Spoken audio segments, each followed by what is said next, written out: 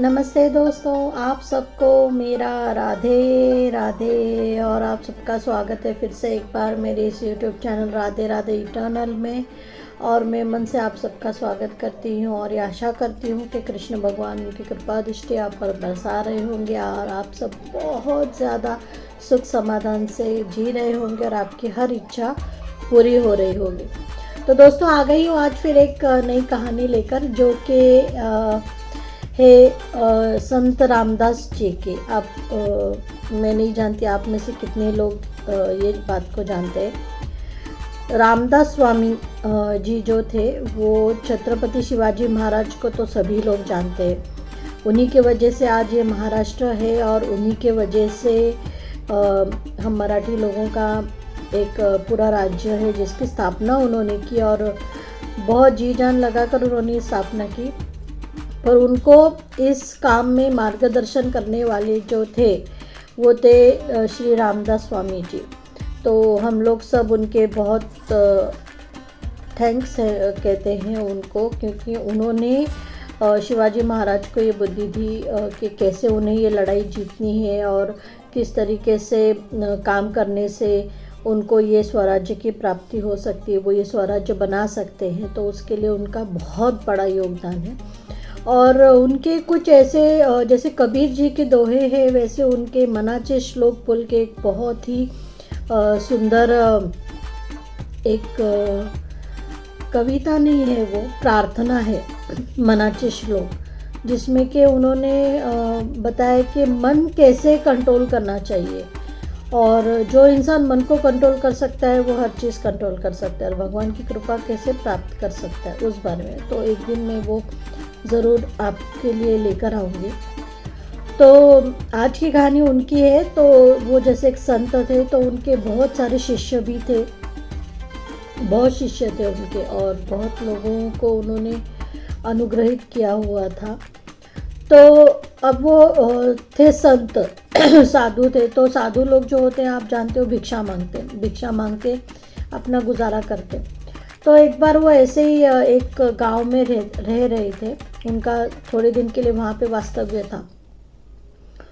तो उनके जो शिष्य थे वो घर घर जाकर भिक्षा मांगते थे और लोग उनको भिक्षा देते थे और उससे उनका उदार निर्वाह चलता था।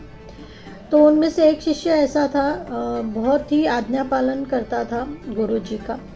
और वो उस दिन जब भिक्षा लेने के लिए गया तो गांव में भिक्षा मांगते मांगते वो एक पुरोहित के घर पहुंच गया। वो भी एक साधु थे, वो भी बहुत पूजा पाठ करते थे, उनको पूरे गांव के लोग उनको मानते थे इतने। और वो ऐसा उनको भी कुछ सिद्धियां प्राप्त थी शायद से, और उनको उस चीज़ का बहुत गर्व था। वो स्वामी समर्थ जी को गुरु नहीं मानते थे, उनको ऐसा लगता था ये ढोंगी है, जैसे बहुत लोगों को लगता है। सच्चे जो साधु संत होते हैं उनको ही वो ढोंगी बोलते हैं। तो उस प्रकार एक ये चीज़ थी।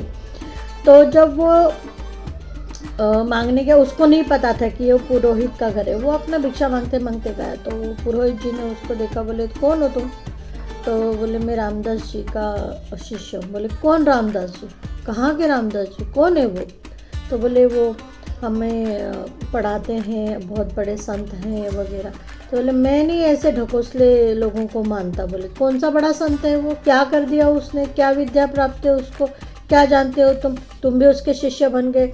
और ऐसा थोड़ी ना कुछ होता है। मुझे देखो, मुझे इतनी सिद्धियाँ प्राप्त है, मैं यज्ञ तज्ञ करता हूँ, भगवान मुझे प्रसन्न है और मैं बहुत ही क्या बोलते शास्त्रोक्त पद्धति से मैं सब करता हूँ, मुझे बहुत सारे शास्त्रों का ज्ञान है। ये तुम्हारे गुरुजी को क्या पता है? वो तो ढकोसलेबाज है, उसको तो कुछ भी नहीं पता है, खाली रंगोटी पहनने से कोई ऐसा बन जाता है वगैरह। इतना कुछ सुना दिया उसने, इतना कुछ उसने उस बेचारे को सुना दिया कि वो तो ऐसा कुछ वो बोल ही नहीं पाया। वो क्या बोलेगा? अभी कोई अगर सुनने को ही तैयार नहीं तो क्या ही बोल सकता है। तो इतना सब कुछ है। तो उसने सिर्फ इतना कहा कि देखिए आप जो भी हो, मैं आपको नमस्कार करता हूँ, पर मेरे गुरुजी भी बहुत अच्छे हैं, उनको भी बहुत सी सिद्धियाँ प्राप्त है वगैरह, ऐसा कुछ उसने बोला। तो आप उनके बारे में अपशब्द ना निकाले वगैरह। तो ये सब सुन के तो उसको और क्रोध आ गया, उस पुरोहित को इतना क्रोध आ गया। वो कहने लगा अच्छा ऐसी बात है बेटा, अब तू देख, अब मैं तुझे श्राप देता हूँ कि कल सुबह का सूर्य तू नहीं देख सकता। ऐसा उन्होंने उसको ऐसे गुस्से में वो श्राप देते। अब मैं देखना चाहता हूँ कि तेरा गुरुजी क्या करता है। तो कहता है ना उनको भी सिद्धियाँ प्राप्त है, ये वो है, और वो सच्चे साधु हैं। अब मैं देखना चाहता हूँ कि उसमें कितनी हिम्मत है। मेरा श्राप है तुझको कि तू कल सुबह का सूर्य नहीं देख सकता। ऐसा उनके बोलने के बाद वो शिष्य इतना घबरा गया, उसके इतने पसीने छूटने लग गए। वो समझ ही नहीं पा रहा था मेरी गलती क्या थी, क्या मेरी गलती है जो इन्होंने मुझे ये श्राप दे दिया और ऐसा बोल दिया वगैरह। और वो पुरोहित ऐसा बोलकर तो चले गए।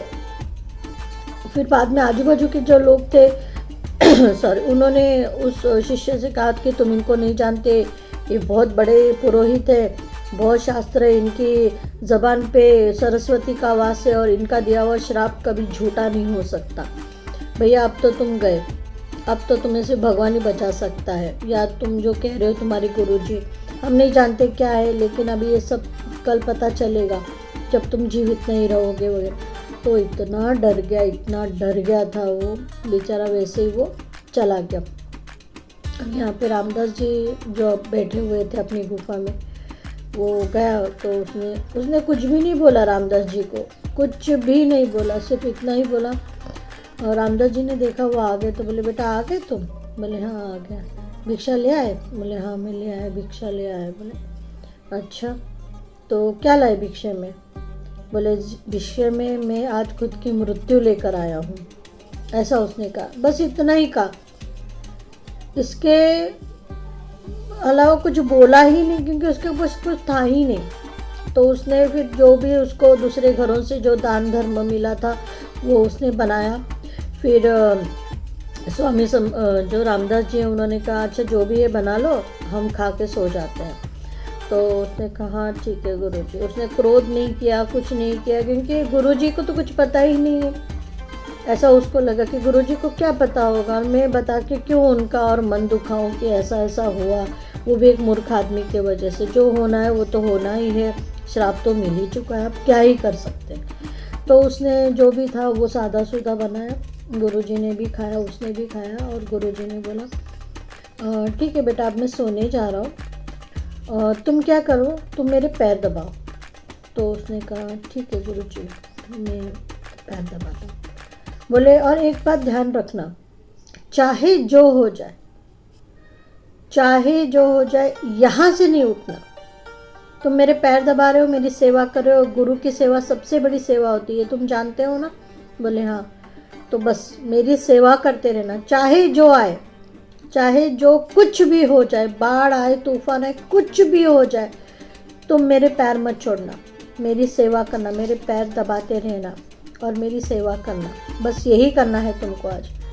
तो वो तो पहले से ही बहुत उदास था, उसको तो पता था कि मेरे साथ क्या होने वाला है, इतना बड़ा शराब जो मिल गया, बेचारा बहुत ज़्यादा दुखी था। उन्होंने कहा ठीक है गुरुजी, और वो हमेशा गुरुजी की आज्ञा का पालन करता था। बहुत ही अच्छा शिष्य था गुरुजी का, बहुत ज़्यादा, चाहे कोई सुने ना सुने वो हर बात सुनता था गुरुजी।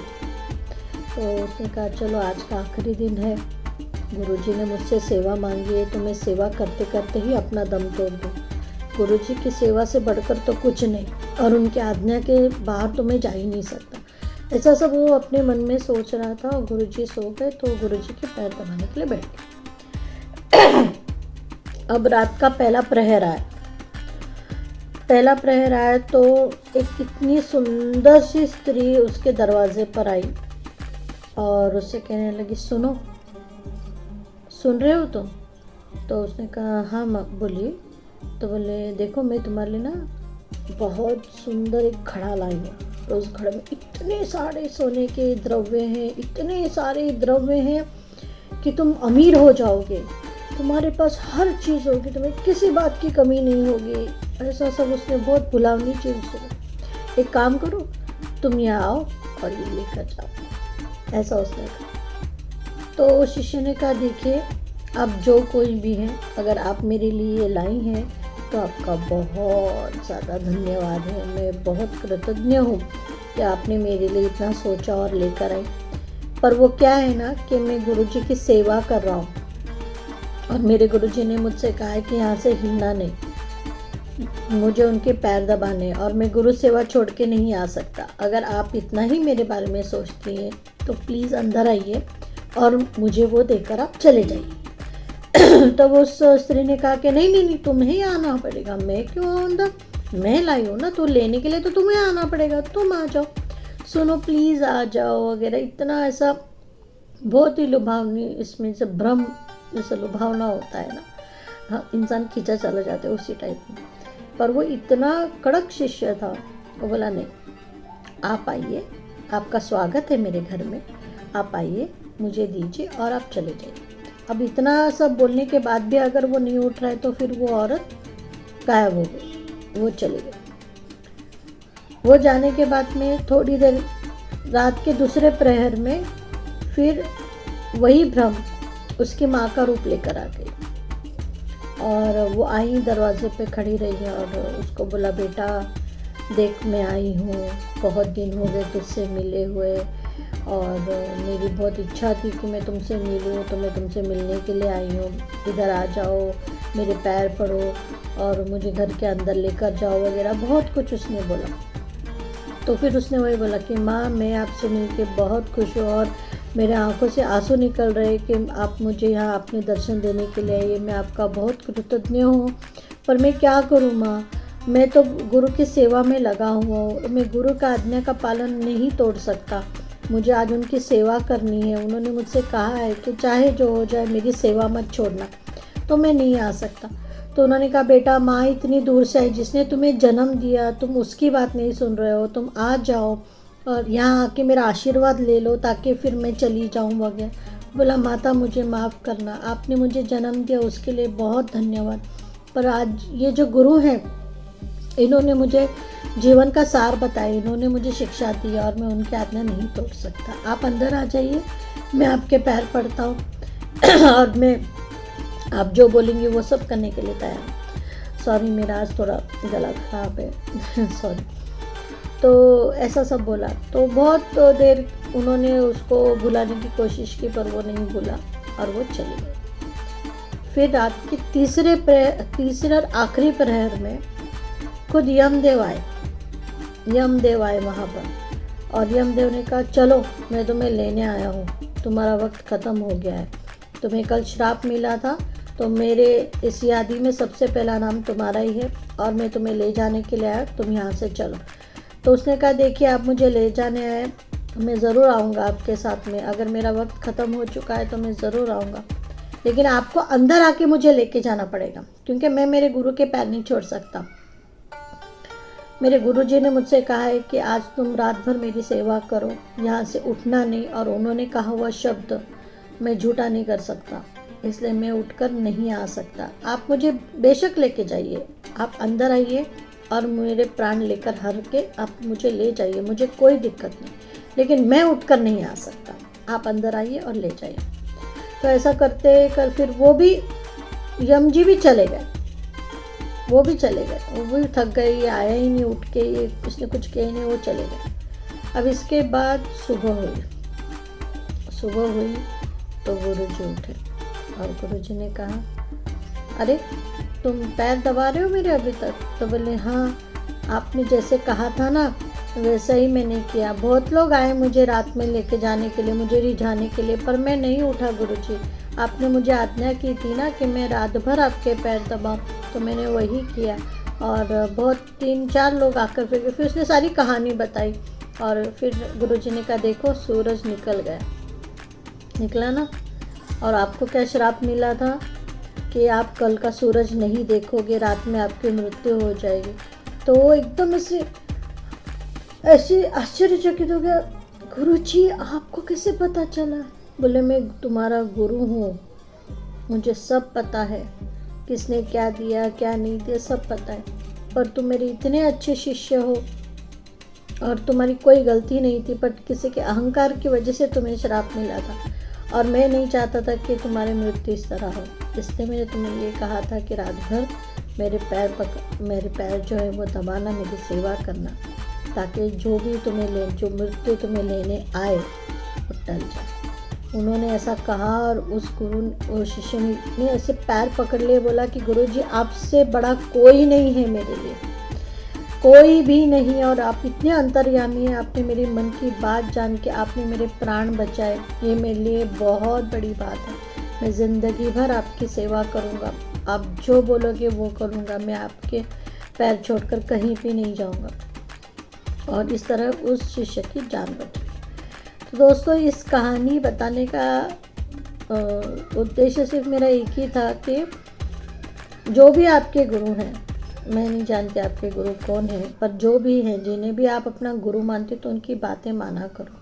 मेरे गुरु तो कृष्णा है, मैं मेरे कृष्णा के अलावा किसी और गुरु को नहीं मानती, क्योंकि जिसने महाभारत में अर्जुन को शिक्षा देकर महाभारत की जीत करवाई, और आज भी हम लोग भगवत गीता का ज्ञान लेते हैं। कोई भी कितना भी बड़ा गुरु हो, वो गीता का ही ज्ञान लेके हमें समझाते हैं। तो जब कृष्णा इतने बड़े गुरु हैं तो मुझे नहीं लगता मुझे किसी गुरु की ज़रूरत है, बट मुझे तो वैसे ही मोक्ष मिल गया। वो कहते हैं गुरु बिना मोक्ष नहीं, तो मेरे लिए मेरे कृष्णा है और मेरे कृष्णा से ही मुझे मोक्ष मिलने वाला है। पर आप लोगों ने जिनसे भी दीक्षा ली है, जिन भी गुरु को आप मानते हो, तो सच्चे मन से उनकी प्रार्थना कीजिए। वो जो आपको मार्गदर्शन करते हैं, वो जो कुछ आपको बताते हैं आपका जीवन सफल करने के लिए, तो वो ज़रूर कीजिए, क्योंकि उन्हें भी कुछ सिद्धियाँ प्राप्त होंगी, उन्हें भी भगवान से कुछ आदेश मिलते होंगे, और तभी वो आपको वो सब बताते होंगे। तो सच्चे मन से आप पूजा कीजिए। आप गुरु की पूजा करें यानी आप भगवान की पूजा कर रहे हैं, ऐसा समझिए। उनके मुख से निकली हुई कोई भी चीज़, कोई आदेश या कोई उपाय, जो कुछ भी होगा, ऐसा समझिए कि वो भगवान जी ने आपको दिया है, और वो समझ के आप उसका पालन कीजिए और आपका ज़रूर कल्याण होगा। बस मैं ये जानती हूँ।